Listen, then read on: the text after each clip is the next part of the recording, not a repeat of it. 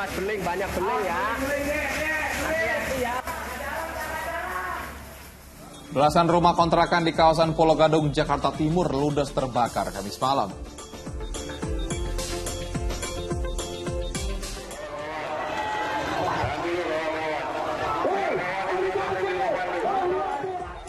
Sidang kasus pencemaran nama baik Luhut Binsar Panjaitan di Pengadilan Negeri Jakarta Timur berakhir ricuh.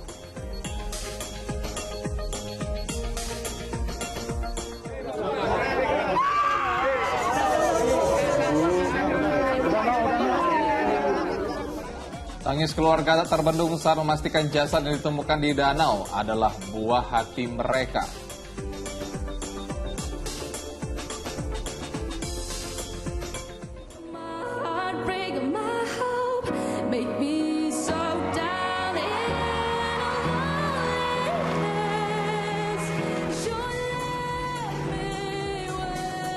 Penampilan memukau Putri Aryani penyanyi belia asal Bantul, Jakarta di panggung America's Got Talent membuat dewan juri tak ragu menekan tombol Golden Buzzer.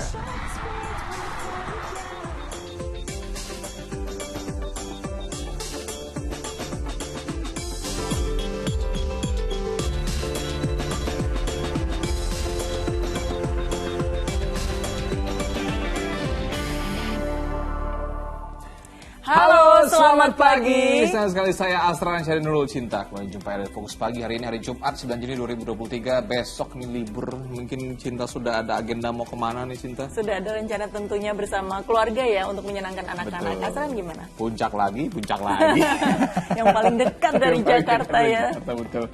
Dalam 1,5 jam ke depan pemirsa kami hadir dengan rangkaian informasi dan peristiwa terbaru yang berhasil dihimpun tim redaksi kami hingga dini hari tadi. Ya, dan inilah Fokus Pagi selengkapnya. Belasan rumah kontrakan di kawasan Pulau Gadung, Jakarta Timur ludes terbakar. Puluhan personil pemadam kebakaran pun diterjunkan guna menjinakkan api. Awas beling, banyak beling ya. Hati-hati ya. Langit di sekitar Jalan Kayu Mas Raya, Pulau Gadung, Jakarta Timur Kamis malam nampak memerah saat kobaran api menghanguskan rumah semi permanen. Bangunan yang berada di permukiman padat penduduk membuat si jago merah dengan mudah menjalar ke bangunan di dekatnya. Petugas pemadam bersama warga berupaya melokalisir api agar tak semakin meluas. Total ada 15 bangunan yang dijadikan rumah kontrakan ludes terbakar. Diduga kebakaran terjadi akibat korsleting listrik dari salah satu rumah. Kendalanya ya tempatnya agak sempit ya. Jadi kita untuk proses pemadamannya agak kesulitan.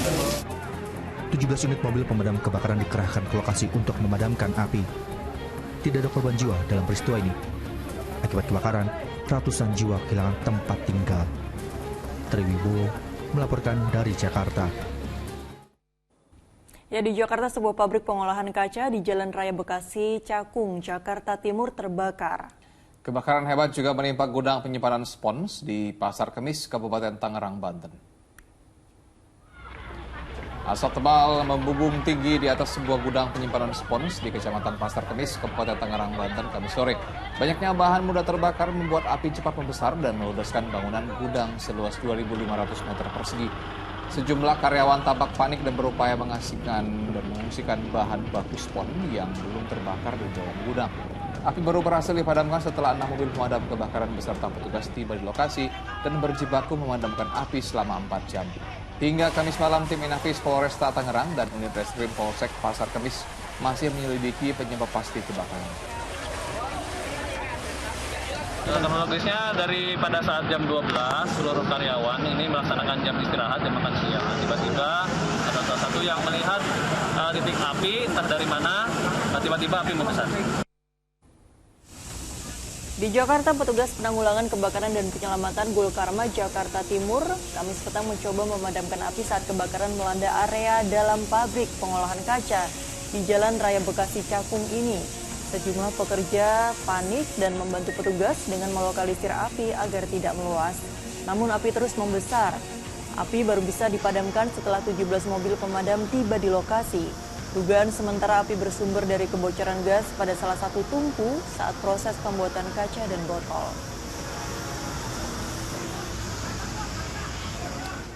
Sebuah mobil bak terbuka terbakar saat melaju di jalan raya di Klaten, Jawa Tengah. Selain mobil, kebakaran juga membuat uang 7 juta rupiah di dalam mobil ikut hangus.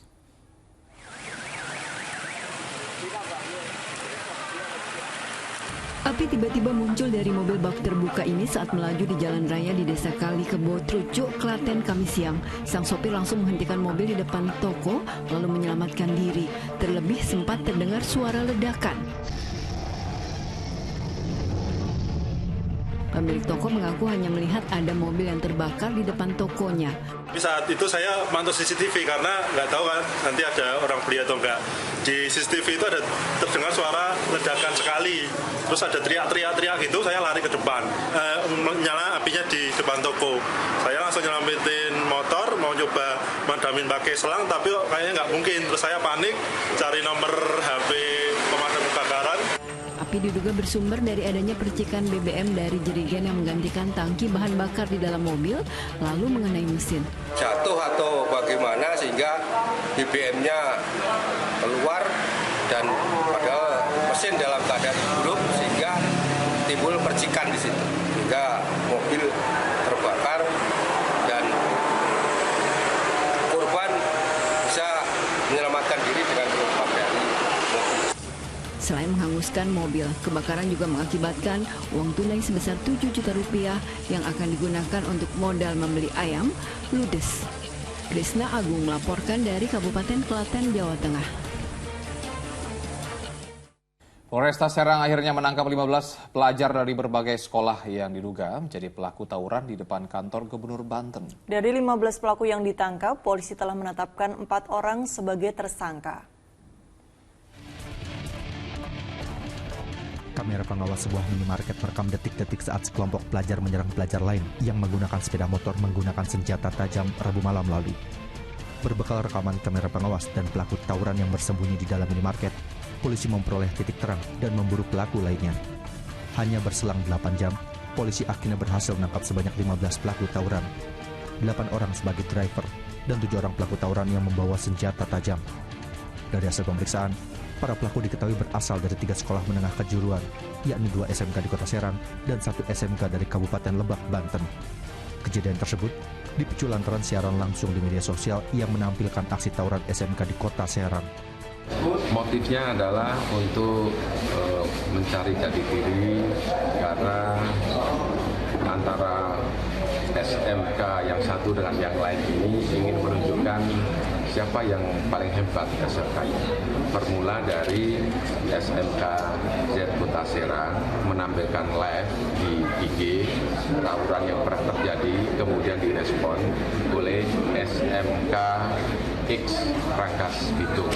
Dari respon tersebut kemudian berlanjut pertemuan dan terjadi tawuran yang melibatkan 3 SMK. Dari 15 pelaku yang ditangkap, polisi telah menetapkan 4 orang sebagai tersangka.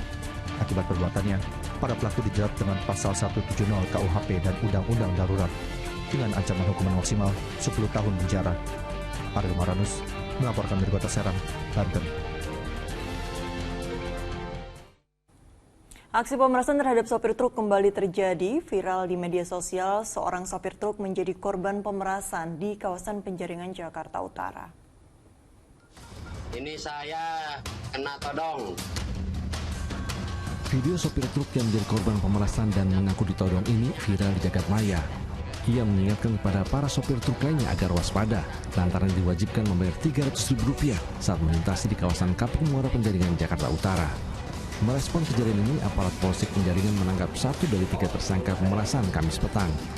Pelaku ditangkap di kawasan Kamal Penjaringan berikut barang bukti, uang hasil sisa aksinya, dan kupon izin melintas sebagai dalih pemerasan. Kawanan ini meminta uang kepada korbannya sebagai upah pengawalan. Tersangka mengaku ia dan teman-temannya telah beraksi sekitar 10 kali. Kawanan ini juga menyasar truk-truk dari luar Jakarta. Itu mereka berboncengan bertiga. Melihat barang beli dikejar ya, baru melintas di daerah situ. Yang melintas di pasar rata-rata memang kendaraan besar ya, supir-supir lah. Ya kan kalau supir kacanya pasti kebuka. Jadi memang target mereka ini supir-supir lah. Kalau nggak dikasih diancam nggak Pak? Ya diancam. Diancam kaca mobil. Mau dipercaya kaca mobilnya. Polisi masih memburu 2 tersangka lainnya. Sementara atas perbuatannya, tersangka HS akan dijerat pasal tentang pemerasan dan pencurian dengan kekerasan yang ancaman hukumannya 9 tahun penjara. Arfa Supandi melaporkan dari Jakarta. Usai kebadang azan subuh untuk wilayah ibu kota DKI Jakarta dan sekitarnya, kami akan hadir dengan sejumlah informasi menarik lain di antaranya. Ya, sidang kasus pencemaran nama baik Luhut Binsar Panjaitan di Pengadilan Negeri Jakarta Timur berakhir ricuh.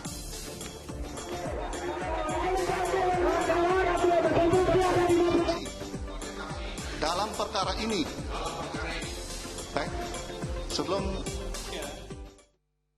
Selamat menunaikan ibadah sholat subuh bagi Anda warga DKI Jakarta dan sekitarnya. Kita juga informasi di pagi hari pemirsa ini soal Putri Aryani yang menjadi sorotan dan perbincangan publik di mana-mana setelah ia tampil memukau di ajang pencarian bakat America's Got Talent, Cinta. Ya, ini teman-teman sekolah dan guru Putri di SMKN Kasihan 2 Bantul, Yogyakarta mengaku bangga.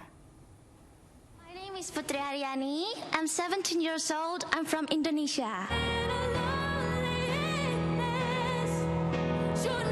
Talenta Putri Aryani, penyanyi belia asal Bantul, Yogyakarta, memukau panggung America's Got Talent beberapa hari lalu. Kemampuan olah vokal dan permainan piano siswi SMKN 2 Kasihan Bantul ini mengundang decak kagum penonton.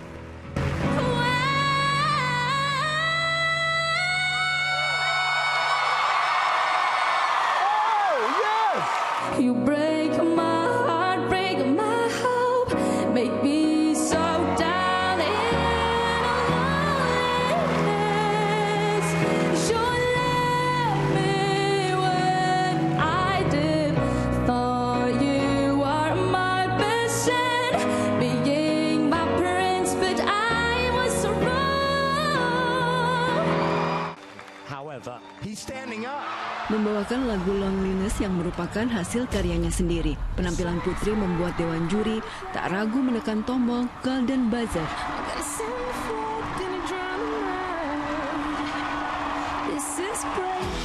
Prestasi siswi penyandang disabilitas ini disambut bangga teman-teman dan gurunya.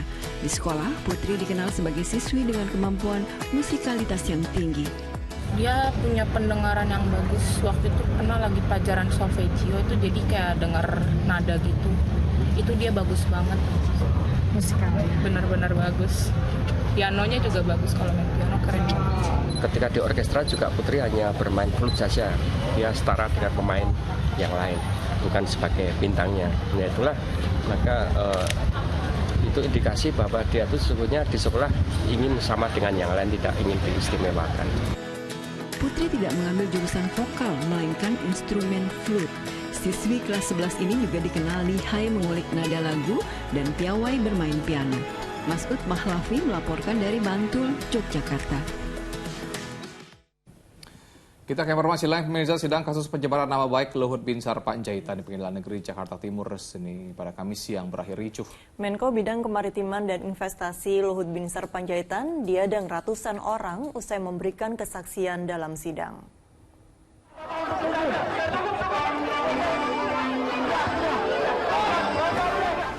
Aksi dorong-dorongan massa pendukung terdakwa Haris Azhar dan Fathia Maulidianti terjadi ketika kendaraan Menko Kemaritiman dan Investasi Luhut Binsar Panjaitan keluar dari Pengadilan Negeri Jakarta Timur Kamis sore. Massa berusaha menghalangi laju kendaraan yang membawa Luhut selesai memberikan kesaksian dalam sidang di pengadilan tersebut.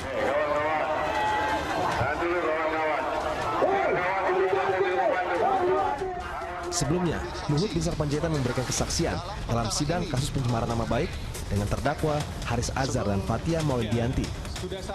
Dalam sidang ini dipimpin Hakim Cokorda Gede Artana, Luhut mengungkapkan alasannya melaporkan kedua terdakwa sebagai reaksi atas tayangan YouTube yang diunggah akun YouTube Haris pada 20 Agustus 2021, sementara Fathia sebagai narasumber. Ya saya terus terang kerugian material mungkin tidak ada perlu dihitung, tapi secara moral anak cucu saya dibilang penjahat, saya dibilang lord, saya dibilang apa lagi? Coba kalau saya tuduh Anda sebagai penjahat, Anda pencuri, itu kan Anda tidak bisa terima juga. Jadi yang mulia, itu menurut saya sebagai seorang tua dan sebagai seorang bekas prajurit saya di Kopassus sekian lama, saya tidak terima kelakuan itu. Atas perbuatan itu, jaksa penuntut umum menilai keduanya melanggar Undang-Undang tentang Informasi dan Transaksi Elektronik serta pasal 310 KUHP tentang penghinaan. Triwibowo melaporkan dari Jakarta. Sementara itu, Haris Azhar, terdakwa kasus pencemaran nama baik, membantah kesaksian Menteri Koordinator Bidang Kemaritiman dan Investasi Luhut Binsar Panjaitan terkait saham perusahaan tambang. Dirinya memang menghubungi Menko Marves, namun untuk meminta bantuan agar memproses saham masyarakat adat yang tinggal di sekitar perusahaan tambang. Kesempatan yang diberikan kepada dalam sidang kasus pencemaran nama baik di Pengadilan Negeri Jakarta Timur, Menteri Koordinator Bidang Kemaritiman dan Investasi Luhut Binsar Panjaitan hadir menjadi saksi. ini penting kan? Dalam kesaksiannya, Luhut menyebut terdakwa Haris Azhar sempat menghubunginya untuk bertemu mengurus saham dari suku di Timika. Mereka mau minta supaya sahamnya orang saudara pengunjung, tolong. Yang mulia, kami keberatan yang mulia. Para ketua adat dari masyarakat asli di sekitar wilayah Tembagapura, areal lokasi Freeport. Permintaan itu dipenuhi tidak? Untuk ya, karena menurut kami bukan tanggung jawab kami. Kami menyampaikan Pak Lambok karena beliau yang ahli hukum. Coba dilihat supaya semua sesuai dengan hukum. Nanti supaya tidak terjadi supaya seperti pasar. Namun hal ini dibantah oleh terdakwa Haris Azhar. Ia menjelaskan bahwa ia hanya membantu atau mendorong Menko Marves untuk segera membuat atau mengurus perda mengenai saham masyarakat adat yang tinggal di sekitaran perusahaan tambang. Untuk mendorong perannya Menko melahirkan perda, bukan saya minta saham. Motif saya adalah satu, ini soal kepentingan publik, ya kan? Baca Undang-Undang Keuangan Negara, baca Undang-Undang Perbendaharaan Negara, yang namanya aset emas dalam bumi itu punya negara. Jadi ini kepentingan publik. Saya justru yang keberatan, justru itu saya menganggap justru itu fitnah yang banyak muncul di persidangan ini. Ya. Dituduh minta saham, dituduh bicara penjahat, main di belakang. Ada orang bicara di belakang, ada kepentingan orang di belakangnya. Sidang akan dilanjutkan Senin 12 Juli pekan depan. Marcelinus Agung dan Dede Effendi melaporkan dari Jakarta. Beralih ke informasi lain, seorang remaja yang hanyut dan hilang sejak Selasa lalu di Sungai Asahan, Siantar Utara, Kabupaten Toba, Sumatera Utara, akhirnya berhasil ditemukan tim gabungan. Sementara di Kelurahan Parung Karang Tengah, Kota Tangerang, Banten, diduga terpeleset dan tenggelam saat memancing, dua remaja ditemukan tewas di danau buatan milik perumahan setempat.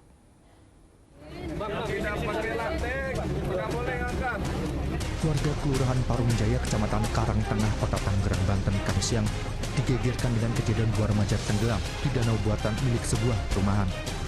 Dua perahu karet berikut alat selam diturunkan di lokasi kejadian untuk mencari keberadaan korban. Kurang dari 4 jam, petugas gabungan berhasil menemukan jenazah Ahmad Al-Farizi dan Putra Mahesa. Tangis keluarga tak terbendung saat memastikan jasad yang ditemukan petugas adalah buah hati mereka.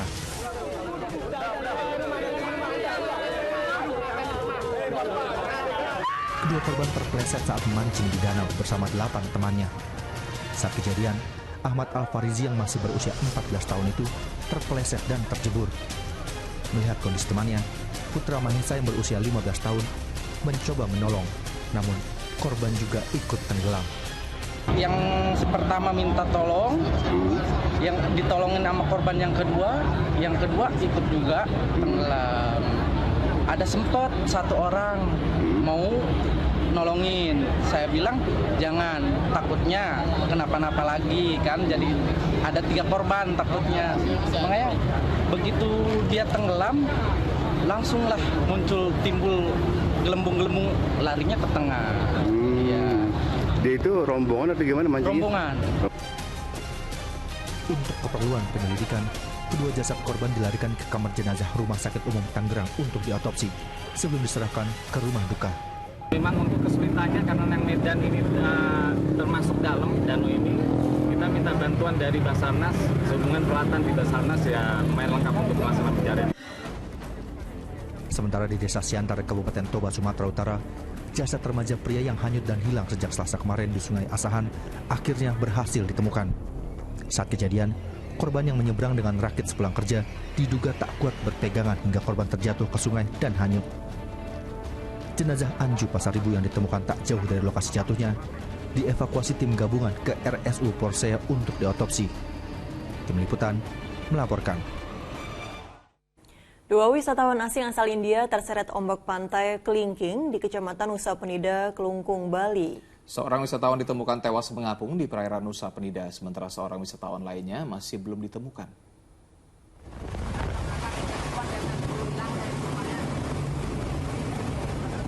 Basarnas Bali yang menerima laporan terkait dua wisatawan asing yang diduga dihantam ombak dan terseret arus saat berenang di Pantai Kelingking, Kecamatan Nusa Penida, Bali, langsung melakukan pencarian dan pertolongan menggunakan perahu karet. Tak kurang dari 2 jam setelah menerima laporan, korban pertama berinisial VM, laki-laki, berusia 28 tahun, akhirnya ditemukan dalam kondisi meninggal dunia. Jasad korban kemudian dibawa ke Rumah Sakit Gemasanti, Nusa Penida. Kendala yang kita hadapi pada saat pencarian, pada saat kejadian gelombang sangat tinggi. Jadi kita pencarian terkendala visibility karena alun cukup tinggi. Jadi jarak pandang kita itu terbatas. Jadi kita tidak bisa memantau terlalu jauh. Kemudian arus juga cukup kuat di daerah tersebut. Tim SAR gabungan kemudian melanjutkan pencarian korban lain yang berjenis kelamin perempuan berinisial ST, 27 tahun, di perairan Pantai Kelingking. Arianto Kutapea melaporkan dari Nusa Penida, Bali. Ratusan ikan ditemukan mati mengambang di areal Danau Sunter 1, tepatnya di kawasan Sunterjaya, Tanjung Priok, Jakarta Utara. Fenomena alam tersebut dimanfaatkan anak-anak dan pemancing yang datang untuk menangkap ikan. Kondisi areal Danau Sunter 1, tepatnya di kawasan Sunterjaya, Tanjung Priok, Jakarta Utara, Kamis siang terlihat lain dari biasanya. Banyak ikan berbagai ukuran ditemukan mati di pinggiran danau. Tidak heran banyak anak-anak dan pemancing yang datang untuk mengambil ikan dengan mudah. Kondisi ini terjadi sejak 2 hari terakhir serta belum diketahui apa penyebab terjadinya fenomena alam ini. Apakah karena cuaca atau sebab yang lain? Banyak, Om. Kira-kira ada berapa ikan, Bang, yang mati tergeletak itu? Kalau mati sih nggak terlalu banyak. Yang mabok yang banyak. Ngambang gitu aja ya? Iya. Ada ratusan gitu ada, Bang? Ya, ada ratusan. Nah, Abang sendiri sering mancing di sini atau gimana, Bang? Sering, Om. Tapi dengan ada kejadian ini, hasil tangkapan baik gitu, Bang? Nggak banyak, iya. Biasanya paling bawa 10 kalau nggak pada mabok ikannya. Ini dapat berapa kilo, Bang, kira-kira, Bang? Paling sekiloan, Om. Sempat menduduki posisi ketiga terburuk, Jakarta kini masuk 10 besar kualitas udara terburuk di dunia menurut situs memantau kualitas udara. Udara yang nampak berkabut ternyata tercemar polutan yang membahayakan.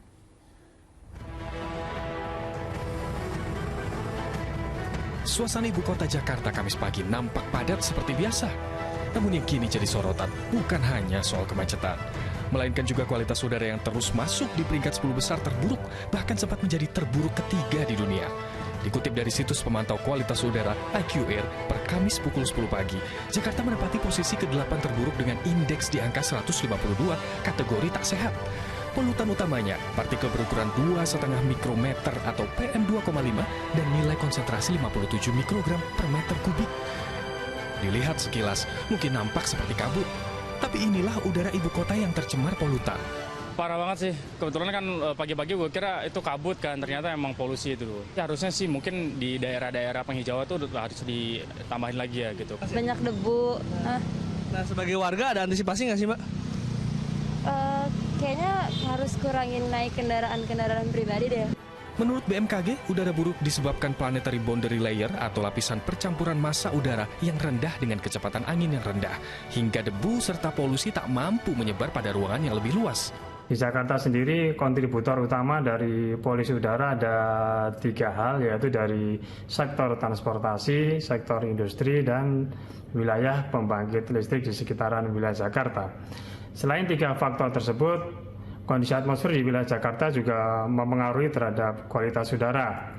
Untuk saat ini wilayah Jakarta sudah mulai memasuki musim kemarau, di mana curah hujan juga sudah mulai berkurang, dan kita tahu bahwa curah hujan berfungsi untuk mencuci atmosfer ya. Buruknya kualitas udara Jakarta sebetulnya masalah lama yang masih jadi PR bagi Pemprov DKI.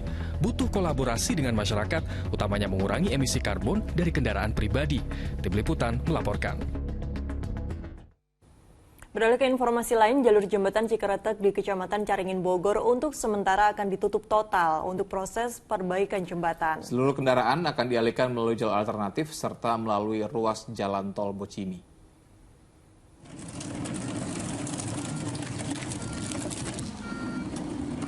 Tepat pukul 12 malam waktu Indonesia Barat, Jumat dini hari tadi, jalur jembatan Cikeretek di Kecamatan Caringin Bogor ditutup total tanpa terkecuali. Penutupan dilakukan untuk perbaikan lanjutan dan rencananya akan dilakukan hingga 16 Juni 2023 atau selama sepekan. Jembatan penghubung Kabupaten Bogor dan wilayah Sukabumi ini akan dipasang rangkaian translauncher girder menyusul telah selesainya pembangunan pondasi jembatan. Saat ini sedang proses pembangunan atau pemasangan launcher gantry. Artinya sebelumnya sudah dibuat jembatan darurat berupa jembatan Beli yang dapat dilalui kendaraan roda 2. Namun untuk melakukan percepatan agar jembatan ini dapat normal kembali dilalui kendaraan motor maupun mobil, dari Kementerian Pusat PUPR sedang membangun launcher gantry agar mempercepat pembangunannya.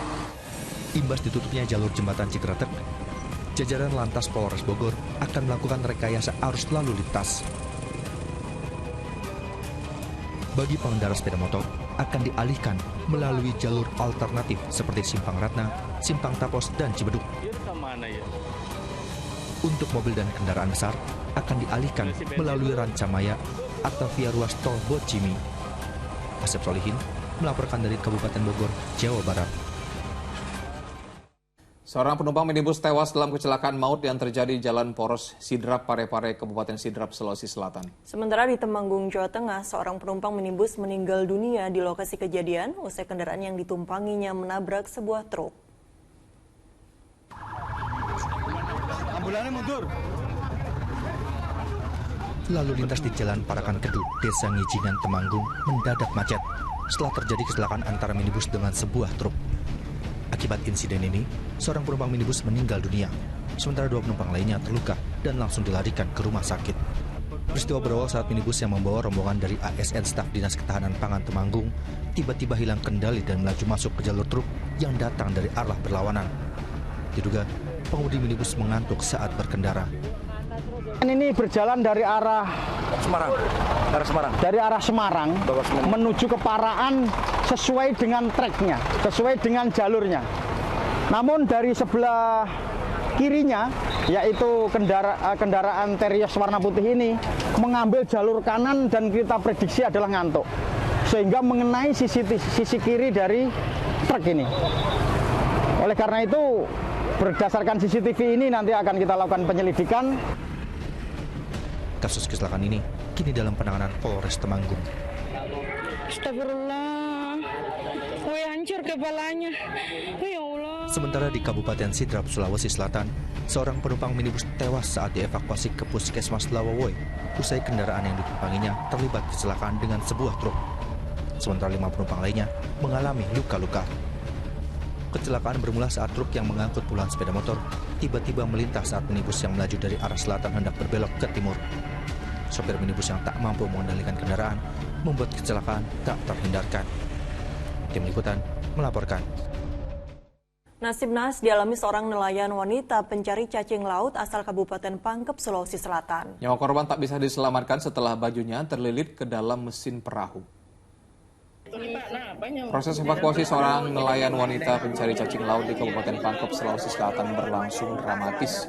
Korban tewas setelah baju yang dipakainya terlilit mesin saat berada di sekitar pelabuhan Macini Baji pada Kamis siang. Bagian tubuh korban yang juga ikut terkena mesin kapal menyulitkan warga melakukan evakuasi. Saat kejadian, korban bersama 6 rekannya sedang mencari cacing laut di Pulau Salemo di perairan Selat Makassar. Hingga kini polisi masih menyelidiki penyebab kejadian, diantaranya dengan meminta keterangan rekan korban. Meninggal dunia dalam keadaan terlilit atau masuk dalam mesin kapal Joloro. Di atas kapal itu ada berapa orang? Menurut keterangan dari saksi semua, di atas kapal pada saat itu ada 7 orang bersama dengan korban. Jadi posisi korban pada saat itu bagian? Posisi korban terlilit di mesin roda. Seorang juru parkir terlibat cekcok dengan salah satu konsumen minimarket. Fokus Pagi segera kembali bersama Nurul Cinta sesaat lagi. Ngapain mukul-mukul? Bukan masalah 400 peraknya, saya juga nggak tahu itu berapa. Udah. Yang ini yang memukul tadi nih.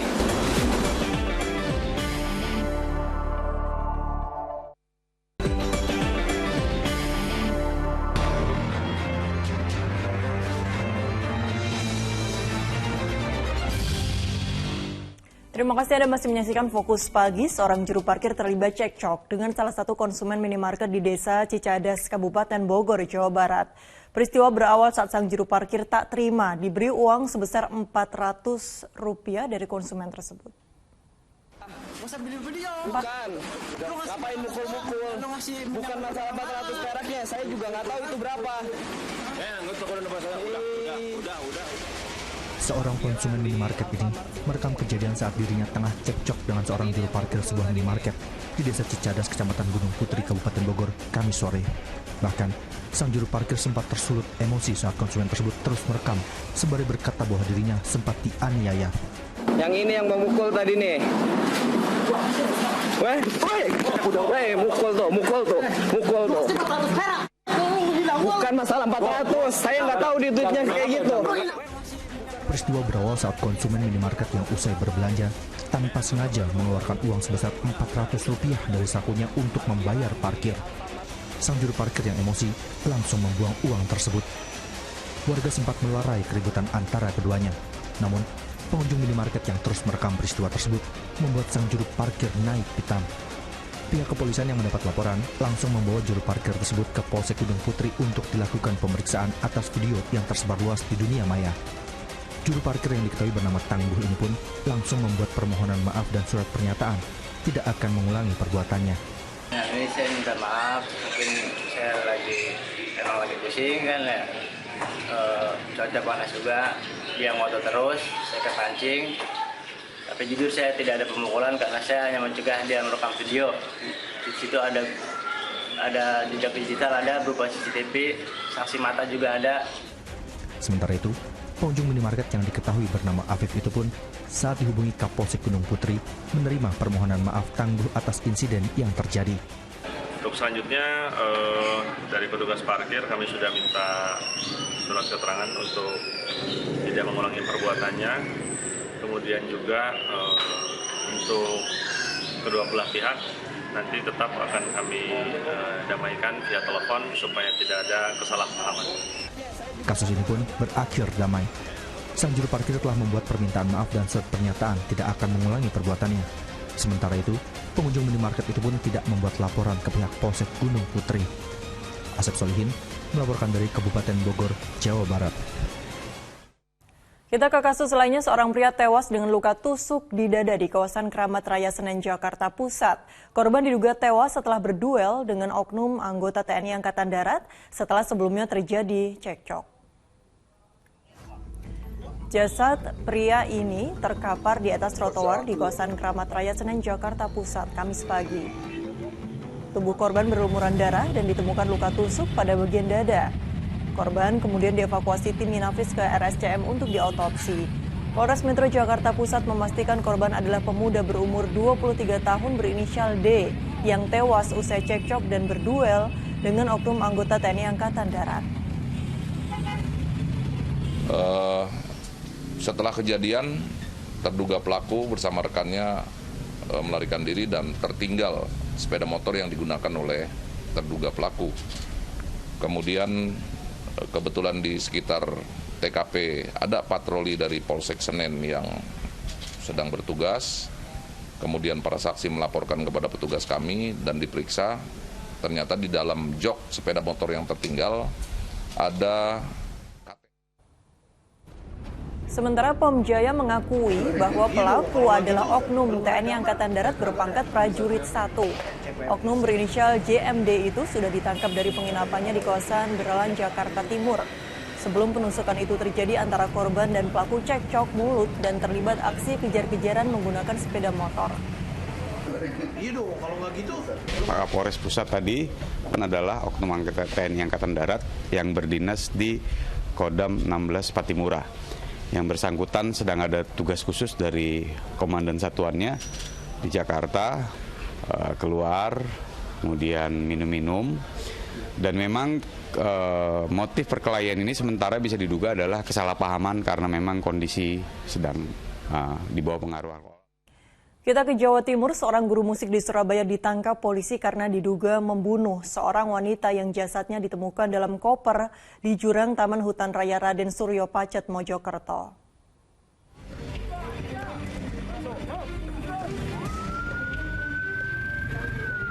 Pria berinisial R yang berprofesi sebagai guru musik ini ditangkap penyidik Polrestabes Surabaya karena diduga sebagai pelaku pembunuhan wanita berinisial AN. Hingga Kamis siang, terduga pelaku masih menjalani pemeriksaan oleh penyidik Polrestabes Surabaya. Selain menangkap terduga pelaku, polisi juga menyita mobil korban yang sudah diganti plat nomornya. Laporan terhadap orang hilang pada tanggal 5 Mei. 5 Mei ada kejadian penemuan mayat di Pacet, Mojokerto ada. Namun dua hal ini masih kita lakukan pendalaman penyelidikan hasil dari ahli untuk mencari kecocokan. Nanti sudah selesai baru kita akan publis. Jasad wanita berusia 20 tahun yang berstatus mahasiswi itu ditemukan dalam koper terbungkus karung putih di jurang Taman Hutan Raya Raden Suryo Pacet, Mojokerto, Jawa Timur, Rabu siang. Sebelum meninggal, korban berinisial AN diketahui menemui guru les musik berinisial R. Usai otopsi, jasad disemayamkan di rumah duka Adi Jasa, Jalan Demak, Surabaya. Kerabat dan keluarga korban berdatangan ke rumah duka untuk memberikan penghormatan terakhir pada korban. Ibu korban tidak menduga anaknya meninggal secara tragis. Ya kaget sekali, saya tahunya justru setelah dia menghilang ini, banyak yang kasih informasi ke saya. Orang tua korban berharap pelaku mendapatkan hukuman setimpal sesuai perbuatannya. Selamat Riyadi melaporkan dari Surabaya, Jawa Timur. Tim Reskrim Polres Malang, Jawa Timur menangkap dua pria yang diduga membunuh seorang sopir taksi daring. Pembunuhan korban rupanya sudah direncanakan oleh kedua pelaku.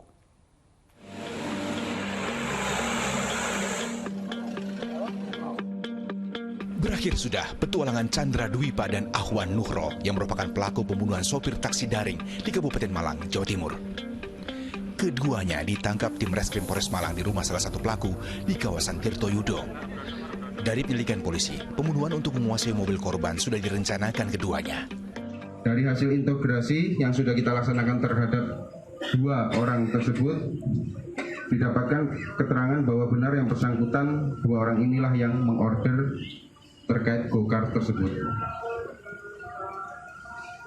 Dalam aksinya, yang bersangkutan menggunakan akun yang tidak sesuai dengan KTP yang mereka miliki.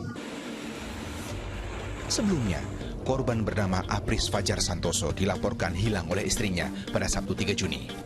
Dan pada hari Rabu 7 Juni, jasadnya ditemukan di jurang kawasan Jembatan Piket 0, Lumajang. Korban diduga dibunuh di wilayah Malang sebelum jasadnya dibuang di TKP.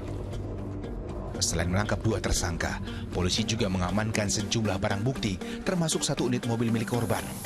Kedua tersangka dijerat pasal pencurian dengan kekerasan dan pasal pembunuhan berencana dengan ancaman penjara seumur hidup atau hukuman mati. Nur Ramadan melaporkan dari Kabupaten Malang, Jawa Timur. Kasus penipuan penjualan telepon seluler dengan sistem pre-order oleh sepasang saudari kembar rupanya menguak kasus penipuan lain. Mereka dilaporkan ke polisi karena diduga membawa kabur sebuah mobil sewaan.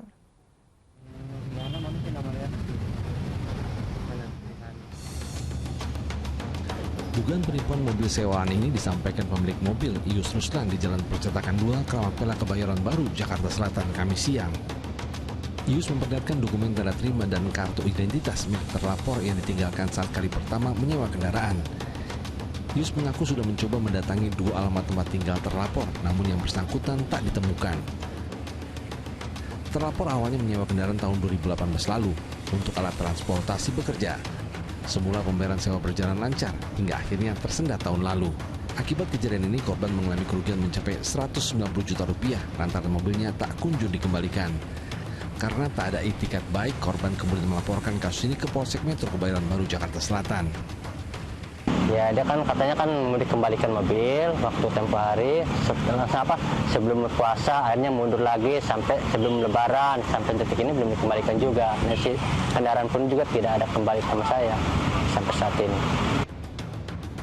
Sementara aparat Polsek Metro Kebayoran Baru mengaku kesulitan memburu keberadaan keduanya lantaran diduga telah berpindah alamat tempat tinggal dan mengganti identitas kendaraan.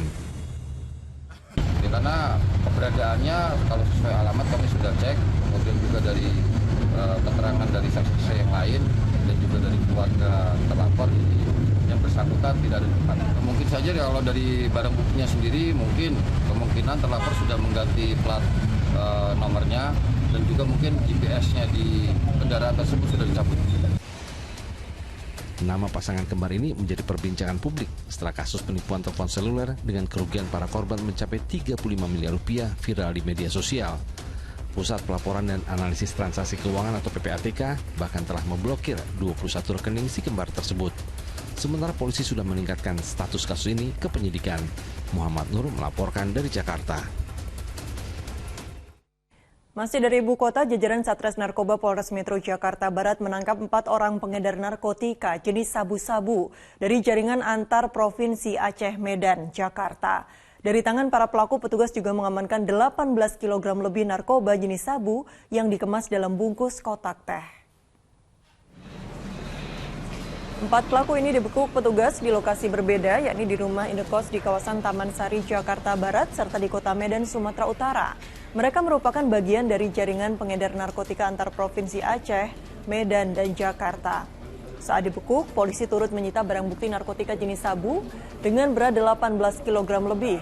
Barang terlarang yang dikemas dalam bungkus kotak teh hijau ini diprediksi bernilai 28 miliar rupiah. Polisi masih memburu 4 pelaku lainnya yang merupakan bandar narkoba. Informasi adanya semacam embrio jaringan peredaran narkotika yang ada di wilayah Aceh, Medan, dan Jakarta. Dan kemudian berdasarkan hasil penyelidikan lebih lanjut, penyidik mendapatkan informasi ada peredaran narkotika jenis sabu hasil dari pengembangan TKP pertama dan TKP kedua di wilayah. Petugas BPBD Kota Tangerang terpaksa menjebol dinding depan rumah seorang penderita obesitas dengan bobot lebih dari 300 kg lantaran harus dilarikan ke rumah sakit. Informasinya bersama Asran Syadi sesaat lagi.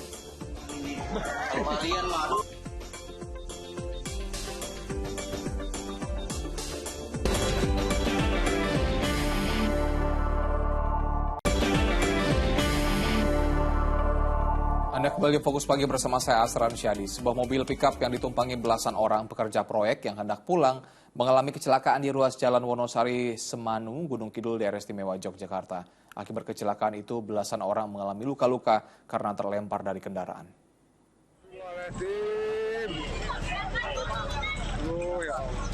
Kecelakaan melibatkan 2 mobil pick-up di wilayah Semanu, Gunung Kidul, Daerah Istimewa Yogyakarta, direkam sejumlah warga yang berada di lokasi kejadian pada Kamis malam.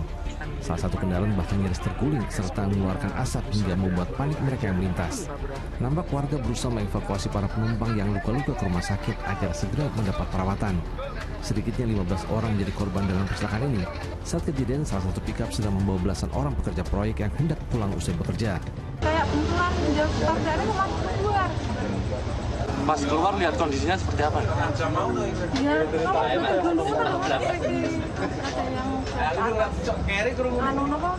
maksudnya penggunung tapi mobilnya lempang toh. Sempat kebakar tadi, Pak. Berarti takutnya kan kelus-kelus toh, takutnya kan meledak loh.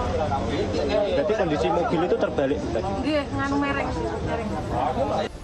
Hingga Kamis malam, sejumlah korban masih menjalani perawatan. Saat ini, polisi masih menyelidiki penyebab pasti terjadinya kecelakaan. Gandung Jatmika melaporkan dari Gunung Kidul, Daerah Istimewa Yogyakarta.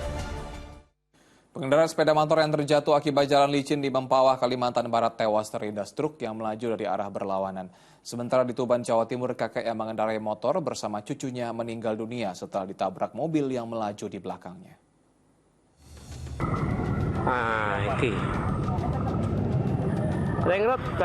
Seorang pria berusia 59 tahun tewas di Jalan Nasional Lingkar Luar Desa Semaling, Tuban, Jawa Timur setelah sepeda motor yang dikendarainya bersama sang cucu yang berusia 1 tahun ditabrak sebuah mobil. Kecelakaan terjadi ketika korban akan berbelok ke kanan tanpa mengamati situasi jalan. Karena jarak yang sangat dekat, mobil yang melaju searah di belakangnya tak dapat mengelak dan menabrak korban. Kerasnya benturan membuat pria itu meninggal dunia di tempat kejadian, sementara cucunya mengalami patah tulang dan dilarikan ke rumah sakit umum daerah Kusma Tuban. Sepeda motor ini saat berubah haluan mau belok ke kanan, tidak mengamati dari arah belakang, dengan santainya berbelok kanan, kemudian tertabrak oleh kendaraan roda 4 Calya yang berjalan searah dari belakangnya, dari barat ke timur. Akibat dari kecelakaan tersebut ini, Pak Warsiman meninggal dunia di tempat. Sementara itu, kecelakaan maut juga terjadi di Jalan Raya Jungkat, Kabupaten Mempawah, Kalimantan Barat, Kamis siang.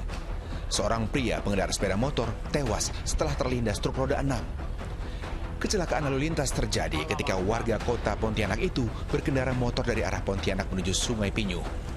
Tatkala melintas di lokasi kejadian, jalan yang licin usai diguyur hujan membuat korban terjatuh. Dan di saat bersamaan, melaju truk dari arah berlawanan yang tidak bisa menghindar sehingga melindas pria itu. Korban tewas dengan luka parah di bagian kepala. Karena peristiwa itu, polisi memeriksa sopir truk di Polsek Jungkat. Tim Liputan melaporkan. Puluhan ribu botol oli palsu berbagai merek dan sejumlah mesin produksi disita polisi saat menggulung komplotan pembuat oli palsu di 2 tempat berbeda di Jawa Timur. Tak hanya itu, polisi juga menangkap 5 orang yang diduga terlibat bisnis beromset puluhan miliar rupiah itu.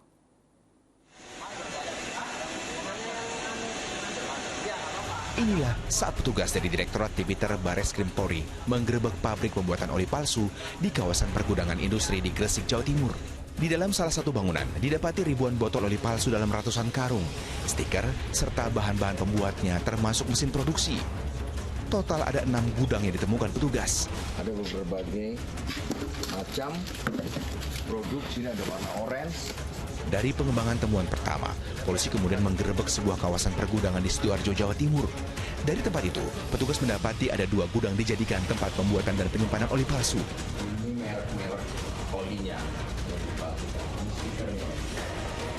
Dari penggerebekan di 9 tempat itu, 5 orang dijadikan tersangka pembuatan oli palsu. 3 orang pemilik usaha dan 2 orang tenaga operasional. Produksi oli palsu itu dikelola 3 perusahaan yang berbeda yang beroperasi sejak tahun 2020 dengan omset mencapai 6,5 miliar rupiah per bulan untuk masing-masing perusahaan. Oli palsu dengan berbagai merek itu diedarkan ke seluruh wilayah di Indonesia dengan harga di bawah pasaran. Sedangkan untuk penarikan, nanti tentunya kami akan koordinasi dengan Polda. Totalnya itu kalau per bulan, ini kan ada tadi ada 3 gudang yang dijadikan pabrik ya. Per gudang itu 6,5 M. Per bulan? Jadi kali 3. Kurang lebih ya sekitar 20 miliar per bulan omsetnya. Dari alat bukti yang didapat, para tersangka terancam pidana 5 tahun penjara dan denda paling banyak 2 miliar rupiah karena dugaan melanggar undang-undang tentang merek dan indikasi geografis. Muhammad Nur melaporkan. Aksi kawanan bajing loncat di jalan lintas Sumatera kian meresahkan. Mereka bahkan nekat menjarah barang bawaan lombi logistik yang sedang melaju kencang di siang hari. Video amatir milik penumpang mobil ini merekam aksi kawanan bajing loncat di jalan lintas Sumatera, Palembang, Indralaya. Tak hanya dilakukan pada siang hari, pencurian itu dilakukan dalam kondisi mobil pengangkut logistik sedang melaju kencang. Seorang pelaku merobek terpal yang menutupi barang bawaan, sedangkan rekannya mengikuti menggunakan sepeda motor di belakangnya. Setelah barang berhasil dicuri, 2 pelaku langsung melarikan diri. Di video lainnya, kawanan bajing loncat ini bahkan berhasil membuka kunci pintu sebuah mobil box. Aksi penjajalanan ini sangat meresahkan pengguna jalan. Ini kan berhubung perbatasan, OI dengan Palembang, OI barangkali kurang kontrol di sini, yang bergerak adalah orang daerah. Jadi mereka itu kira-kira gimana lah Pak? Iya. Meski belum mendapatkan laporan dari korban, tim Reskrim Polres Ogan Ilir melakukan penyelidikan untuk menangkap para pelakunya. Untuk korban belum melapor berapa jumlah kerugian yang mereka derita dan barang apa yang mereka hilang belum ada. Tapi dari lihat video tersebut, ada seseorang berkendaraan motor mengambil sesuatu barang di kendaraannya. Namun dari tindakan itu kami jajaran Polres tetap melakukan patroli. Para pengguna jalan berharap polisi bisa segera menangkap pelaku karena sudah merugikan warga yang melalui jalan lintas Sumatera ini. Dedy Irwansyah melaporkan dari Kabupaten Ogan Ilir, Sumatera Selatan. Terjatuh saat membawa kabur motor curian dua kakak beradik di Pasuruan, Jawa Timur dihakimi warga. Keduanya pun babak belur dan sempat dirawat di rumah sakit. Dalam rekaman video amatir, dua kakak beradik yaitu Abdul Wahid dan Yasin menjadi bulan-bulanan warga desa Grati Tunon, Kecamatan Grati, Pasuruan karena ketahuan mencuri motor Kamis siang. Sebelumnya, warga dan kedua pelaku terlibat aksi kejar-kejaran. Namun, saat melintas di jalan desa, motor pelaku menabrak pohon hingga terjatuh. Polisi kemudian mengamankan pelaku dan membawa keduanya ke Rumah Sakit Umum Daerah R. Sudarsono, Kota Pasuruan. Setelah mendapatkan penanganan medis, kakak beradik itu pun ditahan di Mapolres Pasuruan Kota. Kan hari ini ada dua tersangka kakak beradik yang melakukan pencurian di daerah atau wilayah Rejoso dan melarikan diri ke arah Grati. Kemudian oleh korban dikejar hingga terjatuh di daerah Grati tersebut. Polisi masih memeriksa kedua pelaku dan menyelidiki dugaan keterlibatan pihak lain dalam aksi pencurian motor di Kota Pasuruan. Dan di Argafur melaporkan dari Pasuruan, Jawa Timur. Kejaksaan Agung menyita 3 bidang tanah seluas 11,7 hektar milik mantan Menkominfo Johnny G. Plate di Manggarai Barat, Nusa Tenggara Timur. Penyitaan aset milik tersangka itu terkait kasus dugaan korupsi penyediaan infrastruktur BTS di Kemenkominfo tahun 2020-2022. Tim penyidik dan tim pelacakan aset Direktorat Penyidikan Jaksa Agung Muda Tindak Pidana Khusus Kejaksaan Agung terus menelusuri aset para tersangka kasus dugaan korupsi penyediaan infrastruktur BTS Kementerian Kominfo. Hasilnya, tim gabungan Kejaksaan Agung menyita 3 bidang tanah seluas 11,7 hektar milik mantan Menteri Komunikasi dan Informatika Johnny G. Plate di Desa Waloka, Manggarai Barat, NTT. Kapus Penkum Kejaksaan Agung mengatakan penyitaan 3 bidang tanah milik tersangka Johnny G. Plate ini dilakukan setelah mendapat penetapan dari Wakil Ketua Pengadilan Negeri Labuan Bajo. Kabupaten Manggarai Barat, pada Rabu tanggal 7 Juni 2023, tim kami, yaitu tim penyidik Kejaksaan Agung, melakukan serangkaian penyitaan di beberapa tempat yang berada di Kabupaten Manggarai Barat dengan melakukan penyitaan 3 bidang tanah seluas 11,7 hektar. Jasad ibu hamil yang diterkam buaya di aliran Sungai Kualuh, Kabupaten Labuan Batu Utara ditemukan mengambang sejauh 5 km dari titik awal diserang. Saat ditemukan, kondisi jasad korban utuh, namun kaki kiri korban terluka. Jasad wanita bernama Susi Susana Sinambela ditemukan tim gabungan mengapung di aliran Sungai Kualuh, Kecamatan Kualuh Hilir, Labuan Batu Utara, Kamis petang. Korban terkaman buaya ini ditemukan berjarak 5 km dari lokasi awal ia diserang. Saat ditemukan, kondisi jasad korban utuh, namun di kaki kiri wanita berusia 29 tahun ini terdapat luka bekas gigitan buaya. Setelah dievakuasi, jasad wanita yang hamil 4 bulan itu langsung diserahkan ke keluarga untuk dikebumikan. Di hari ini, di hari kedua itu pukul 15.20, mereka melihat jasad itu terapung. Dan mereka menghampiri, lalu melihat memang nyatalah memang itu jasad yang diterkam buaya kemarin. Sebelumnya pada hari Rabu, korban diterkam seekor buaya saat mencuci pakaian di tepi sungai. Saat itu suami korban sempat berupaya menolong korban, namun pegangan tubuh korban terlepas akibat hempasan ekor buaya. Peristiwa itu membuat tim gabungan dan warga langsung berpencar ke berbagai titik hingga radius 10 km untuk mencari jejak korban maupun penampakan buaya. Tuti Alawiyah Lubis melaporkan dari Labuan Batu Utara, Sumatera Utara. Korban meninggal akibat gigitan anjing di Kabupaten Sintang, Kalimantan Barat bertambah hingga total ada 7 korban tewas. Pemda Sintang pun menyatakan kejadian luar biasa rabies atas peristiwa ini. Sejumlah warga di Puskesmas Tanjung Puri, Kabupaten Sintang pada Kamis pagi mengambil jenazah keluarganya yang meninggal dunia akibat terjangkit rabies. Korban warga Kecamatan Ketungau Tengah yang mengalami demam sempat dirawat selama beberapa hari di Puskesmas tersebut setelah terkena gigitan anjing. Total ada 7 korban akibat serang gigitan anjing gila di wilayah tersebut. Akibatnya pemerintah daerah Sintang menyatakan kejadian luar biasa atau KLB rabies. Hingga Kamis siang tercatat jumlah kasus gigitan anjing mencapai 228 kasus yang menyebar di 14 kecamatan di Kabupaten Sintang. Upaya penanggulangan pun sudah dilakukan dinas terkait untuk meredam kasus gigitan anjing seperti vaksin terhadap anjing liar dan anjing peliharaan warga. Kemudian tidak lagi bertambah korban, ini sudah sesuatu yang luar biasa. Kabupaten Sintang tahun ini, karena tahun lalu hanya ada 2 korban, tahun ini sudah luar biasa. Kita berusaha ya, agar tidak jatuh korban lagi. Tim kita sudah berupaya dengan mengerahkan seluruh personil kita, vaksinator yang ada di. Seorang penderita obesitas dengan bobot lebih dari 300 kg harus dilarikan ke rumah sakit karena sulit bergerak dan bernafas. Untuk mengevakuasinya dari rumah, petugas BPBD Kota Tangerang, Banten terpaksa menjebol dinding depan rumah. Proses evakuasi pengangkatan untuk dibawa ke RSUD Kota Tangerang. Video amatir ini merekam proses penyelamatan seorang pemuda berbobot lebih dari 300 kg di Karangtengah, Kota Tangerang, Banten. Upaya itu tidak mudah. Pemuda berusia 27 tahun itu sempat sesak napas dan tidak bisa menggerakkan kakinya untuk berdiri, apalagi berjalan. Dinding depan rumah bahkan harus dijebol agar bisa mengeluarkan pria penderita obesitas ini dari dalam rumah. Setelah berhasil mengeluarkannya dari dalam rumah, petugas BPBD dan tenaga medis dari puskesmas lalu menaikkannya ke mobil pickup dengan menggunakan forklift.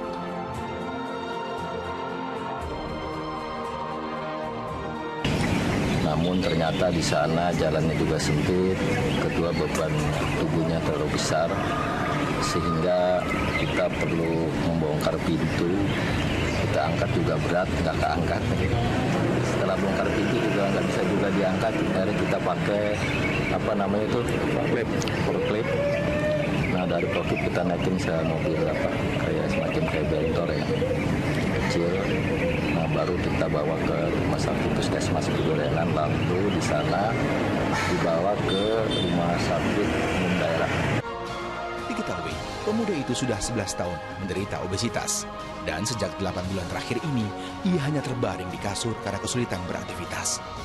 Taufik Saleh melaporkan dari Tangerang, Banten. Penampilan memukau Putri Aryani, penyanyi belia asal Bantul, Yogyakarta di panggung America's Got Talent membuat dewan juri tak ragu menekan tombol golden buzzer. Informasi selengkapnya Sujita Pariwara.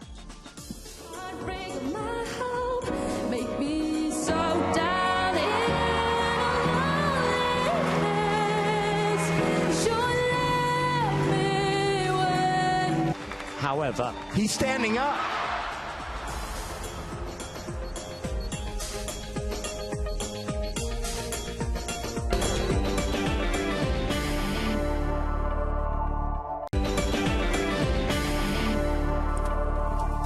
Anda kembali menyaksikan Fokus Pagi bersama saya Nurul Cinta. Dan saya Asran Syari. Sidang kasus pencemaran nama baik Luhut Binsar Panjaitan di Pengadilan Negeri Jakarta Timur Kamis siang berakhir ricuh. Menko Bidang Kemaritiman dan Investasi Luhut Binsar Panjaitan diadang ratusan orang usai memberikan kesaksian dalam sidang.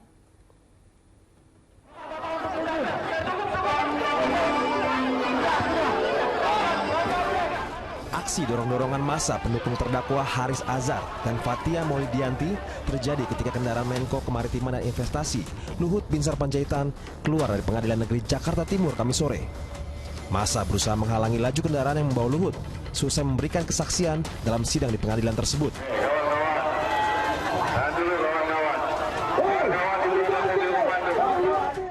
Sebelumnya, Luhut Binsar Panjaitan memberikan kesaksian dalam sidang kasus pencemaran nama baik dengan terdakwa Haris Azhar dan Fathia Maulidianti. Dalam sidang ini dipimpin Hakim Cokorda Gede Artana, Luhut mengungkapkan alasannya melaporkan kedua terdakwa sebagai reaksi atas tayangan YouTube yang diunggah akun YouTube Haris pada 20 Agustus 2021, sementara Fathia sebagai narasumber. Biasanya terus terang kerugian material mungkin tidak ada perlu dihitung, tapi secara moral anak cucu saya dibilang penjahat, saya dibilang lord, saya dibilang apa lagi? Coba kalau saya tuduh Anda sebagai penjahat, Anda pencuri, itu kan Anda tidak bisa terima juga. Jadi yang mulia, itu menurut saya sebagai seorang tua dan sebagai seorang bekas prajurit saya di Kopassus sekian lama, saya tidak terima perlakuan itu. Atas perbuatan itu, jaksa penuntut umum menilai keduanya melanggar Undang-Undang tentang Informasi dan Transaksi Elektronik serta pasal 310 KUHP tentang penghinaan. Triwibowo melaporkan dari Jakarta.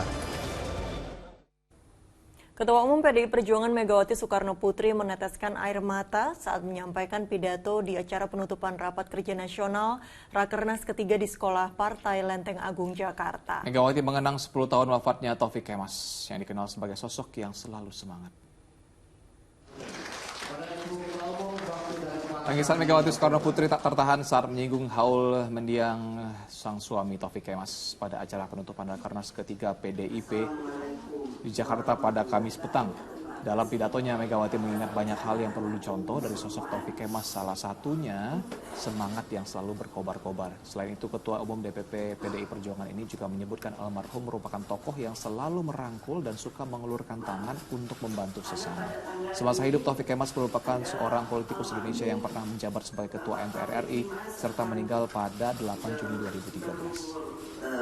Meninggalkan kita bersama, karena pada tanggal ini adalah almarhum Bapak Taufik Kemas akan berumur meninggalkan kita bersama tepat 10 tahun. Kita tahu beliau itu orang yang selalu semangat.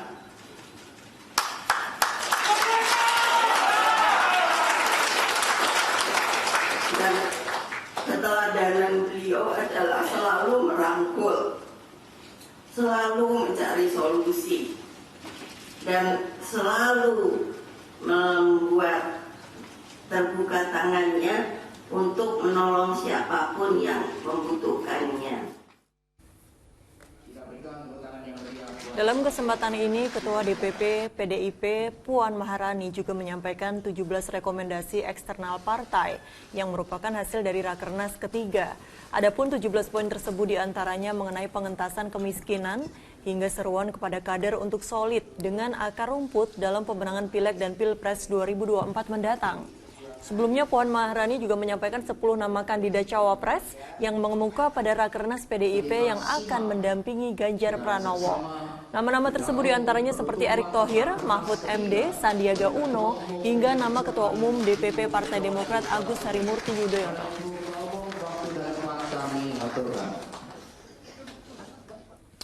Belasan rumah kontrakan di kawasan Pulau Gadung, Jakarta Timur ludes terbakar pada Kamis malam. Puluhan personel pemadam kebakaran pun diterjunkan guna menjinakkan api. Awas beling, banyak beling ya. Langit di sekitar Jalan Kayu Mas Raya, Pulau Gadung, Jakarta Timur Kamis malam nampak memerah saat kobaran api menghanguskan rumah semi permanen. Bangunan yang berada di permukiman padat penduduk membuat si jago merah dengan mudah menjalar ke bangunan di dekatnya. Petugas pemadam bersama warga berupaya melokalisir api agar tak semakin meluas. Total ada 15 bangunan yang dijadikan rumah kontrakan ludes terbakar.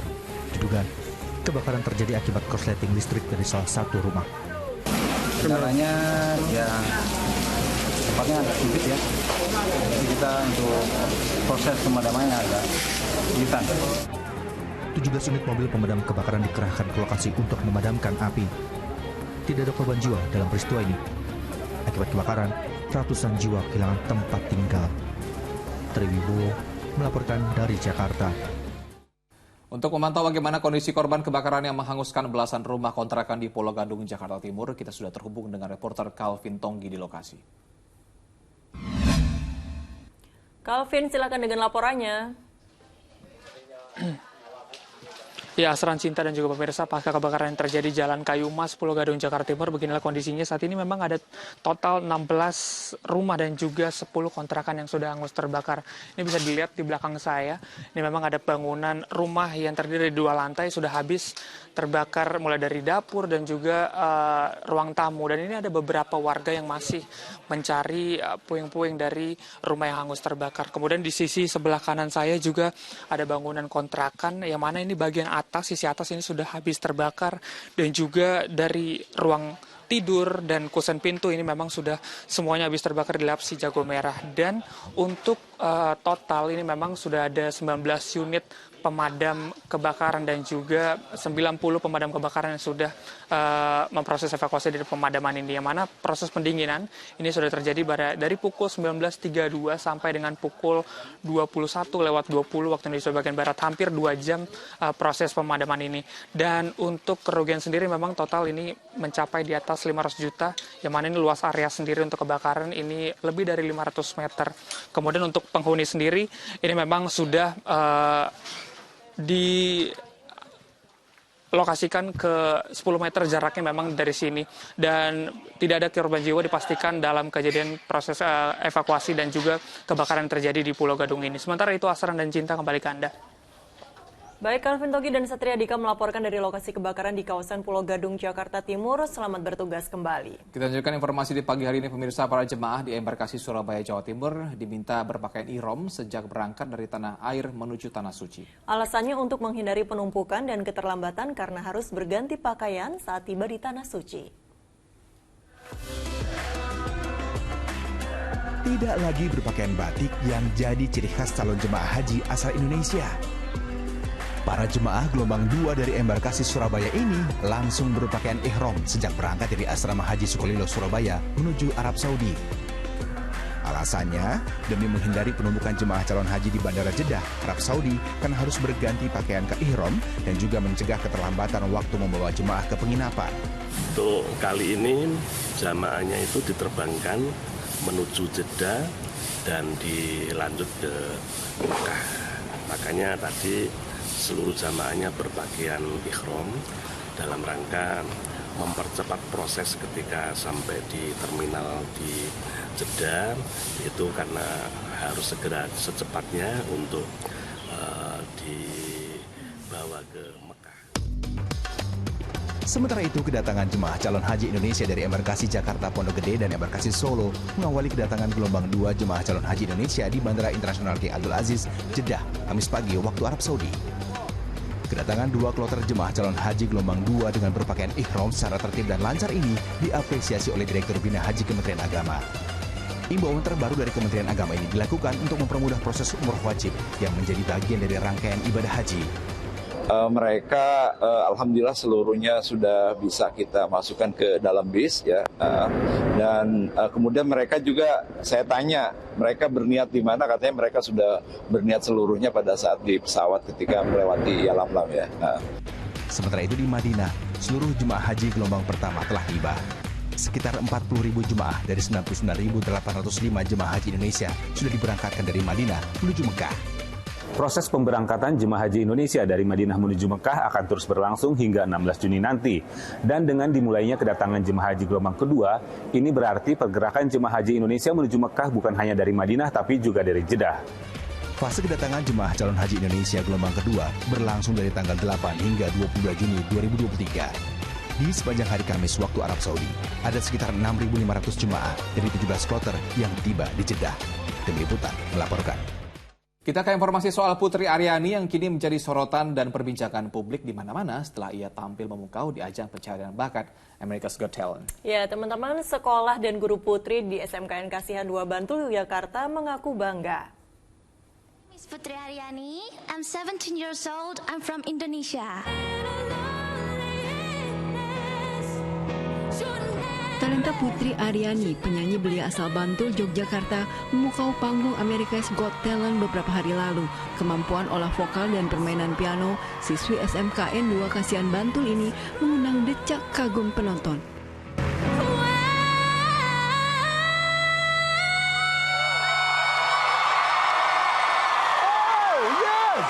You break my heart, break my hope, make me so down in a loneliness. You left me when I did, thought you were my best friend, being my prince, but I was wrong. However, he's standing up. Membawakan lagu Loneliness yang merupakan hasil karyanya sendiri. Penampilan Putri membuat dewan juri tak ragu menekan tombol Golden Buzzer.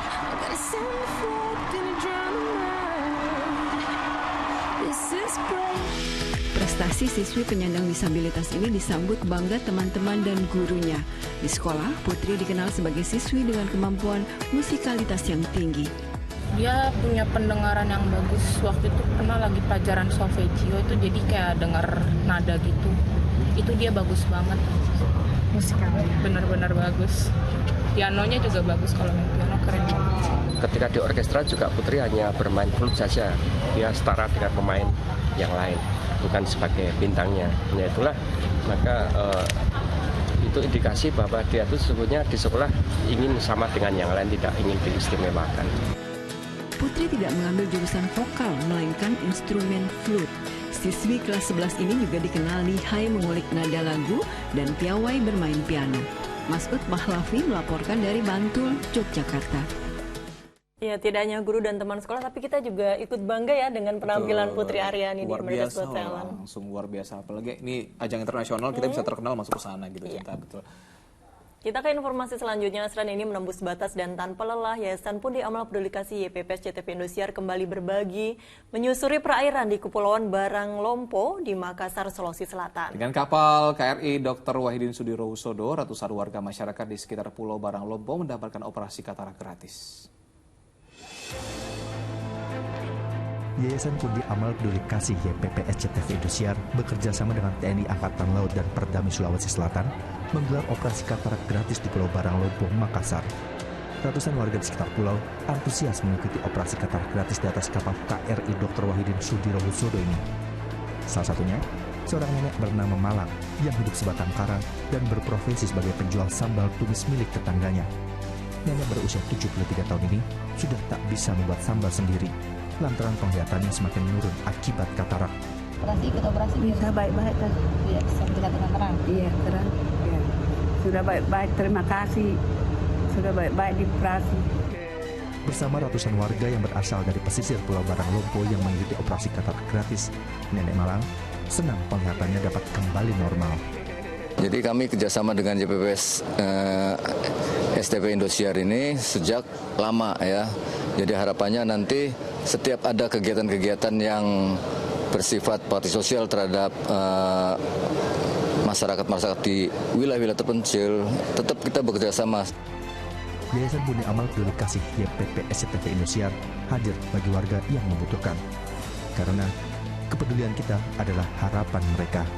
Tim Liputan melaporkan dari Makassar, Sulawesi Selatan. Dan pemirsa, laporan tadi menutup kebersamaan kita di Fokus Pagi hari ini. Usai Fokus Pagi, jangan lewatkan untuk menyaksikan program Magic 5. Ya, mewakili tim redaksi dan kerabat kerja yang bertugas, saya Nurul Cinta. Dan saya Asra Syedi pamit. Selamat pagi, selamat beraktivitas, dan sampai jumpa.